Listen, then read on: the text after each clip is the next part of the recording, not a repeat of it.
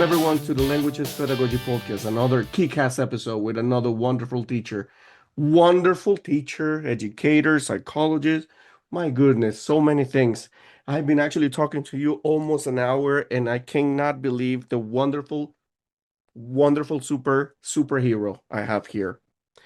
So many stories that you have told me already, and I'm gonna actually just write about it, and I'm gonna put them in my newsletter because stories that I believe everyone deserves to know. So today we have a wonderful guest, Laura Morales, wonderful teacher. Today we're going to talk about the reading brain, how bilingual literacy, neurodiversity, and language learning shape every child's future. So, Laura, welcome to the Languages Pedagogy Podcast. Could you introduce yourself? Tell everyone here a little about your journey into bilingual literacy, neuroeducation, reading, science. Please. Thank you so very much, Mike. It's been, I told you I talk too much. Sometimes I feel like I should not, but you have to let me know when to stop because this is just me. So, an introduction about myself. My first degree is a psychologist. I used to Mhm. work with kids, homeless kids. I felt deeply in love with children and all they have a pretty hard behavior, of course. They live in the streets, so they were in a house. That we were trying to teach them and different approaches for emotions. And I was the psychologist responsible for the program. So after that, I went to the United States and I was a teacher by accident. I love to call it that way. Okay, because my family was already there. My sister, my brother-in-law, they were already teachers. They were teaching there. And they were like, come join us. Like, absolutely not. I will never to teach him. And life happens. And Yes. then I did teaching, actually. I got my certification, my bilingual certification, and I began teaching in Texas, Dallas area. So after 7 years of teaching, I fell deeply in love, or all some of the things that I saw in bilingual education is that a lot of good intentions with lack of knowledge. Let's Mhm. say it, I love to say it as the door that opens as an invitation to Mhm. change, as an invitation to get better. Because with teachers that I have worked, all of them, they put a lot of effort. But when in the system, there is something that we lack, like what is the foundation of the Spanish? How do we learn and we process our language? What are the phrases? There are even phrases that are only related to one language. There are some Yeah. words in Italian that there are no way that I can say in any other language. So even that, and then when you try to translate it from English to Spanish, they lost the sense completely. So even the material, the way that they were tested, I will never forget that English learners, they do sight words, a lot of them. Colors are the first thing that they learn, Mhm. but in Spanish we don't. So for a kid to be able to read negro, blanco, there are a huge cognitive process that go into it in a huge effort that is not the same as reading mama. However, those were the first words that they needed to read in order to be moved from Mhm. non-reader to A level. Yeah. So when I saw that in those discrepancies, it was like, oh no, we need to do something. So I started arguing with the world. So Was, this there is is not exactly that's the point when your fascination about this world started coming out, right? exactly. I was like, this is not possible. Do you know? So these are sílabas trabadas. Do you know how much effort a student and how much knowledge do they require to learn a word like zoológico? In English, you have zoo. That's it. It ends Mm-hmm. there. But in Spanish, zoológico, you even have a letter that changes sounds Yes. because it's with that I. So it's like how can you tell me that these two levels are the same level? So even the curriculum, everything, when you are a native speaker and you learn in the system, because it's important to differentiate. You can be a native speaker because your mom and your dad, they speak the language and you are Mm-hmm. speaking the language fluently, but that is completely different from being literate in the language. So when Exactly. you come from the country that you learn and you are literate in the language, then you can change things that you think that are not the right or the pedagogical resource that the kids need. So what I would do is before we begin the curriculum, I would do what I knew they needed to do. Mm-hmm. They needed to learn. By the time that we began the curriculum, they were ready. But that was me Yeah. because I knew what happened with the teacher that is second, third, fourth generation of Spanish speaker. Because when you go and you take the test to be a bilingual teacher, you are going to take the test and see if you are fluent, Yes. right? It's hard. So it is very hard, which is the same thing that happened to me if we go the other way. I will I did never it. want to give me your kids if I have to teach in English. Okay, because there are words that I cannot say and that I would never say, right? That actually happened to me in Spanish. It did. To have the actual C1, it was too hard. Too hard. So many words. Especially when we talk about the Cervantes time, and all that long ago Yes, like words, kind of a context, give phrase. Oh context. no. No, it's too hard. I think I It is actually too compare hard. Spanish with Russian. It's too Really? hard. Yeah. No. I think that No. incapable of learning Russian. No. If you know already Spanish and Italian, no. Russian, it might come easy. It's easier for me Latin roots. So Yeah, if I watch a film in French because I tried during COVID learning French by myself, but then I stopped because I didn't have anyone to practice. to practice That's why with you. when we go across Europe and we stop in France, I'm always the one speaking, right? Ordering meals and doing everything, so I can practice. But it's Yeah. not good. My English, my Spanish, and my Italian are all of them are very, very equal. And Nice. developed, right? My French is Nice. like Influency. maybe Yeah. one. Yes, yes, yes, yes. I have the fluency in the other ones, not in that one. So when I noticed that, I began arguing, and then you have to also because why? Because there are many teachers that they do not know Mike.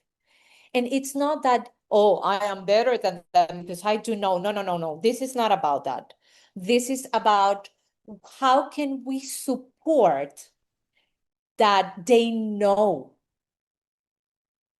How can we provide the same framework that a native speaker have so they can deliver it and make pedagogical decisions, but informed decisions?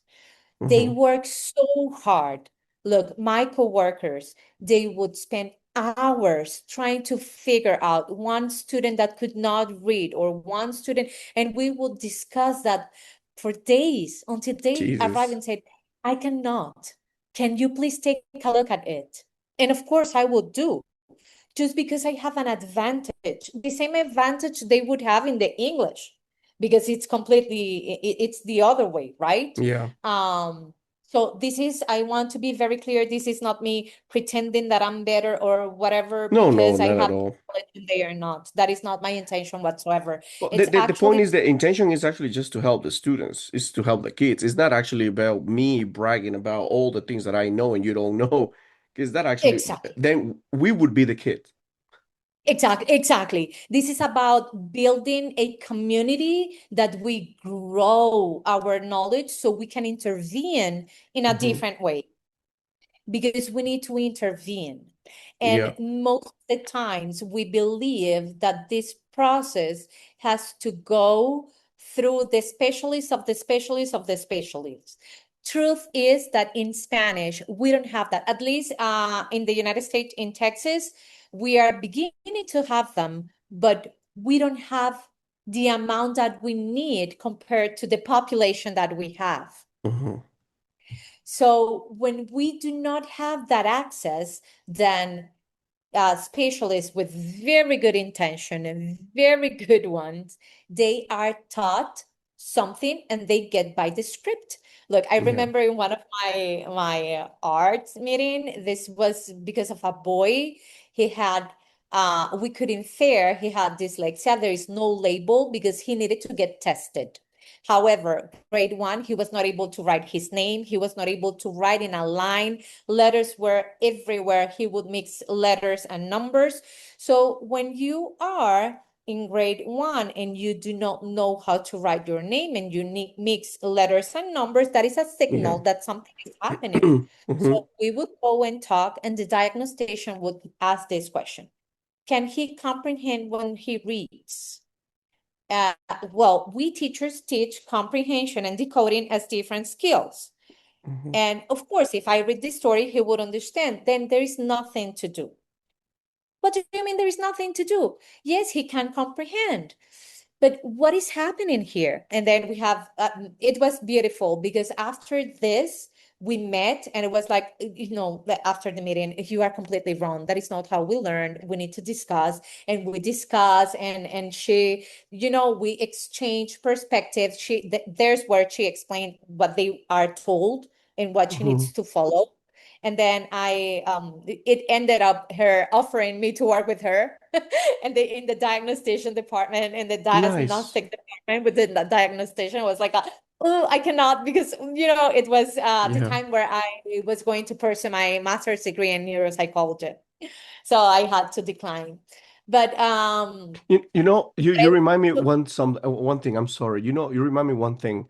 I had actually another guest here in a podcast. Her name Judy Thompson. Yeah, Judy Thompson, and she just told me like, okay, Mike, we gotta actually face reality. She said, not all the teachers are good. The reality is that we have the good teachers, the one that likes to share and help others, and we have the dark side also, the ones that don't like to share anything, and the ones that don't want to learn, and the one they think they know everything already, so they don't want to listen. That's the reality. You are kind you of telling me that story, because I feel it like that. I have to agree with Ms. Thompson. Yeah, However, I usually like to talk to the teachers that want to do things, yeah. because the teachers that they decided that there is no other path, that whatever they know, we do not talk to them in the sense that you are not going to change them. It's not Hmm. possible. So I want to direct this conversation to the ones that want to put that Yeah. effort and generally want to do something about it. Okay, Hmm. so this happened with the diagnostician, but also with the speech pathologist. But the root of what happened with them, it's that none of them spoke Spanish. Oh. And that is the issue, because when they serve the population in English, it's perfect. When the Spanish kid is able to speak English and they are with the teacher, perfect. Because I had another student that he has a problem with letter S, but this student would speak English too. So whenever he would go with the speech pathologist, she will be able to help him pronounce S, because they are Mm. very common pronunciation in Yeah. Spanish and English. The problem is when we have different sounds. That is the problem. With vowels, they are completely different, Yeah. right? So the fact that the specialist do not understand how our kids uh, understand, and there is no connection. So then we have an issue, and the teacher will need to intervene. And as I told you before, I'm 100% convinced that if every teacher that wants would have this information about how the brain works in the reading process, then we can intervene there with the right, it's not a technique, it's the right intervention, the one that they need and the one that they need to succeed. Because at the end, yes, it's true, we all need a salary. Yes, it's true, we are not superheroes, okay? And then we go to work. If you tell me that I'm going to get my same salary by staying home, most likely I would choose to stay home, Yeah. right? Will not choose to go and work. So yes, it's true that, however, we chose to be teachers. And I remember every time that they ask, what is your call? I never received that call. No one called me. I don't have a call. I have the will of helping kids. Yeah. When I am there and I see the struggle of these kids, especially the ones that cannot achieve the same Mm-hmm. thing that the other kids can, in myself, something lights and it says help. And Yeah. I'm like, okay, I will be there for you. And then there is a several stories impact my life in what I'm doing. But there is one of the girls that changed it forever. Mm. Some of the things that I'm doing are named the way they are because of her. So I arrived in my first grade. It was first grade. I was teaching. It was my seventh year teaching, but it was first grade that it was teaching. And then I quickly, the first time that you see them all, and you locate. I had 3 students that year. So, I mean, I had 21 and 3 students that needed that extra help. So this girl, every time that I would say, who wants to participate? Who wants to read? What do you think about this? Or what do you think about that? Yeah. She would take just look away to the closest door. She wanted to escape. Okay. So one of the ways that you can build this, in psychology, we call it therapeutical relationship. Yeah. In LAJAM Education Foundation, we are transforming the future of learning. Decades of research have reshaped education. We understand more about the brain, language, literacy, and learning than ever before. Now, the challenge is transforming knowledge into intentional learning design. Information is no longer our greatest challenge. Integration is the architecture of learning, connecting research, designing learning, transforming classrooms. When research is connected, instruction becomes intentional. This is the architecture of excellence. Transform your school, transform your district. Take action now. LAJAM Education Foundation. Design the future of learning today. Yeah. Here, teaching learning relationship. So it's to acknowledge who they are and to be the anchor. You have to be the light in the storm. Because if you move with them, no one will trust anyone. That's why So teachers by needs to be empathetic. yes, and recognize your kids. So Yeah. I quickly saw her. And then every time that you will ask, she would turn her side. And it was the time that we needed to let parents know we will have tutoring. So I went to talk to mom and I said, yes, I want this student in tutoring. All of them are going to be named Laura. So I want Laura to be in tutoring with me. And she was, yes, okay. Miss Morales, no problem. The first day that she came to pick her up, she said in front of that girl, hey, Miss Laura, Miss Morales, how was everything with my dummy? Oh no.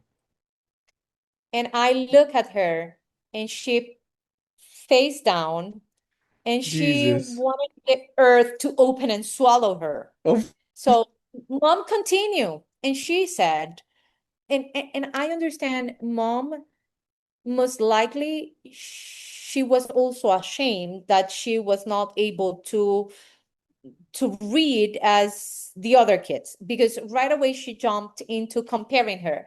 I don't know why she's that way. My other kids are not this way. She was able to read very quick and she's doing amazing. And my eldest, he did amazing. I don't know what is wrong with her, but she was there.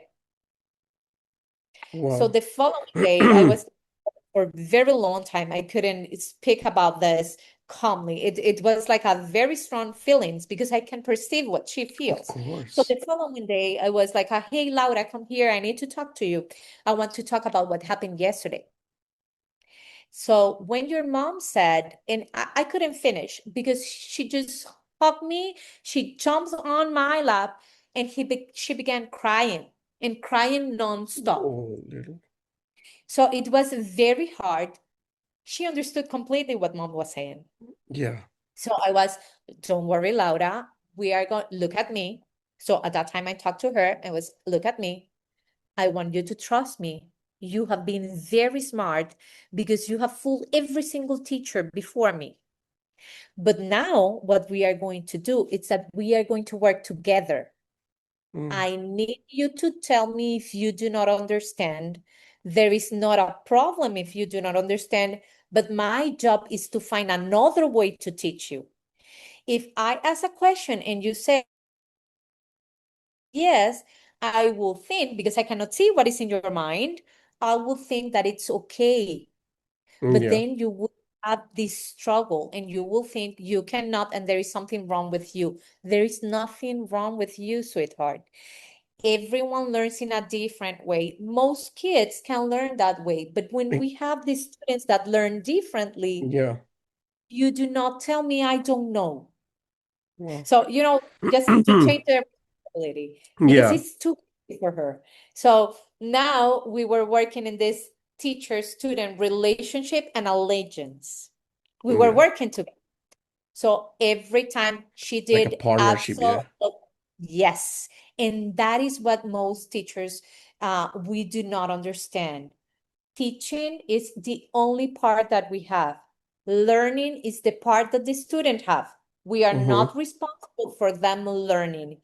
We are responsible for delivering the teaching, and that the teaching Definitely. has to be understandable for the kids to acquire that Mm-hmm. knowledge. They have an active part, which is not just being there playing, or I'm annoyed, so Yeah. I'm going But to but do whatever I want to do. but here's one of the issues, for example. We've been actually facing the reality. Not all the teachers worldwide know actually how to tackle this type of situation. They don't know. They don't have actually the tools, the resources. We were talking about that at the beginning. But Mhm. let's talk about neurodiversity in this case because how do conditions like ADHD or dyslexia or autism influence the reading process? And how can we just identify that? Let's say in this podcast, we have a lot of novice teachers or expert teachers as well, but not everybody actually knows how to tackle that. And how does this affect kids' reading process? Okay. The first thing that we need to understand is how the reading process happens, right? So the Point. first, exactly, because this is the lack of information is how the brain processes reading. This is not how like language. We have a specific place in the brain for language, and it begins since you are born. But Mm-hmm. now, when we are reading, this is not in our biology. It's transferred by culture.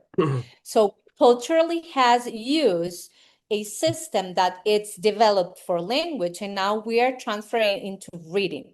So we have a system that communicates. Mm-hmm. Okay, it's the whole. It's in an area of the brain, but it will begin with the side in your occipital part. Then it will interpret.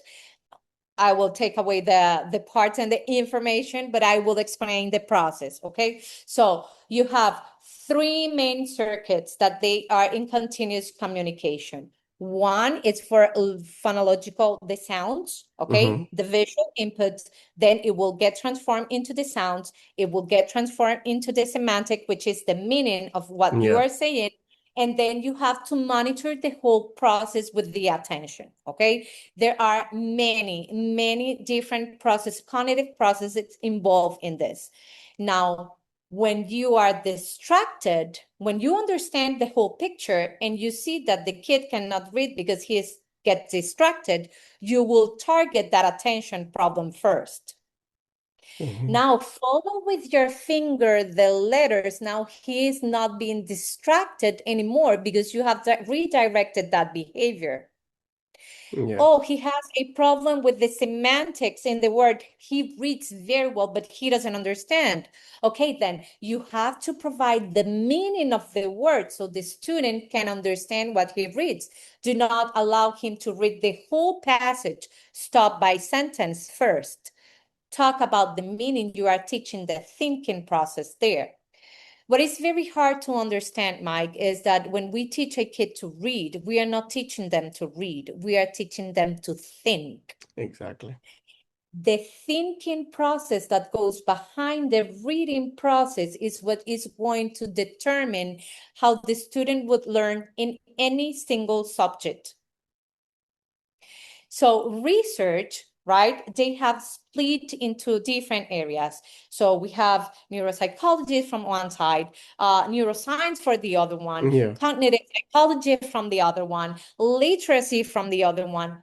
But we belong to the same place because the kid would not understand everything like different systems. Yeah. It's one subject where the systems are happening or all these components are happening exactly at the same time. Of course, this is not taking the value out of what we need to know and that we need to understand each component by itself. It's like our whole being. So you have a doctor that will learn about the brain. You have the doctor that is going to go to the eye. You have the doctor that is going to go to the different organs, the traumatologist. But at the end, it's the whole body. It's connected. You cannot take the heart out and say, well, you function without the heart because I need to study it. Yeah. Mm. So it's the same thing with the reading brain. It's, yes, you are teaching it. So let's explain this as a lower skills. I don't want to call it lower because it seems that it's in position, Yeah. but lower skills will be decoding, the attention that you need, the phonological awareness. Those are the amount, you need a fewer amount of cognition because you can work on repetition. However, higher order thinking, that when you have to abstract that and create inferences, predictions, and all the new knowledge that you will form and the background knowledge that will serve for you to learn these and connect with that, those require a different amount of skills and cognitive sets to be able to intervene and be able to create the reading as a whole.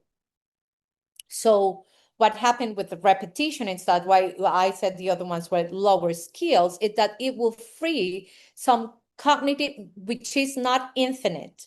It's not that you can do everything, they compete for it. Yeah. So the faster you target automaticity, the more cognitive freedom, let's call it that way, you will have for a higher order thinking. That's the reason why kids with dyslexia or neurodiverse students will struggle to, if I am not past decoding, I cannot get to understanding. Yeah. So what happened with these brains, right? So if we are built, if the I don't want to say normal, but let's say the regular brain, it's built with this communication, this network communications, then the dyslexic brain, one of the areas when it's affected, now we need to work with the other ones. It's going to the same way, it's going to the same point, it's going to roam, right? Yeah. But the path is different. And teachers need to understand what paths are available. It's like when you are planning a trip. Coming back to the same point, Okay. teacher needs to know. Yes. Yes. And I think we have emphasized, and when I say we, I'm talking about specialists, literacy specialists, curriculum designer. We have specialized into each area as a separate component. But because we have never framed there together, then there is that separation where teachers cannot make informed decisions. Yeah. Because in one training, you learn how to write letter A, but in the other training, you learn how to say, good job, let's go outside and talk. There's not something like continuously or in order. They cannot see the connection. Mhm. It's hard to see the Not connection. connected, of course. But the reading brain, teaching reading, it's connected to teaching math, and it's connected to history, and it's Mhm. connected to science, and it's Definitely. connected to classroom management. And it's not connected just because you cannot learn, because this is the problem with classroom management strategies, that they are like 1,000 strategies that seems to be different from teaching. They are not. Yeah. Need to understand that the same way a student and a teacher belong to a classroom, and the classroom belong to the school, and the school belongs to the district, Mm-hmm. these components belong to the kid. Mm-hmm. Definitely. And that is what we do not see. And but what we need to begin seeing, we need to stop pretending it doesn't exist, because it does. What Yeah. is causing this is more work for the teacher, because now you have 1,000 strategies for literacy, Oof, a more. thousand strategies for writing, 1,000 strategies for math, 1,000, and then research innovates every time, and then you have the training of the training of the training. It's exhausting, Yeah, it's right? true. It's true. It's That's what it is. exhausting. When I was there in that Yeah. position of, oh, this is the training of the training, but should I use this one or should I use that one? Mm-hmm. Because the trainings that we have, they compete. The information, it's opposite in some Yeah. of them, right? Even though they are trying to build the best system, they do not see the connection, and we need to work in systems to be able to succeed, because the Definitely. strategies need to be oriented to how we integrate every single aspect of the learning process. Yeah. I cannot teach you to read without attention, but Yeah. I cannot get your attention by fear, because then my amygdala would send signals that, oh, you are in danger, and you forgot what they were telling you. Mm-hmm. Because Right. emotions and attention and all the components of learning, they are related, but teachers, they Yeah. do not know this. I remember in one of my, yes, tell me. What that's one of the things, again, everything goes back to the same point. Teachers need to learn this, but it comes actually to my mind right now. A question pretty quick. How can you help teachers distinguish between a language learning challenge and a true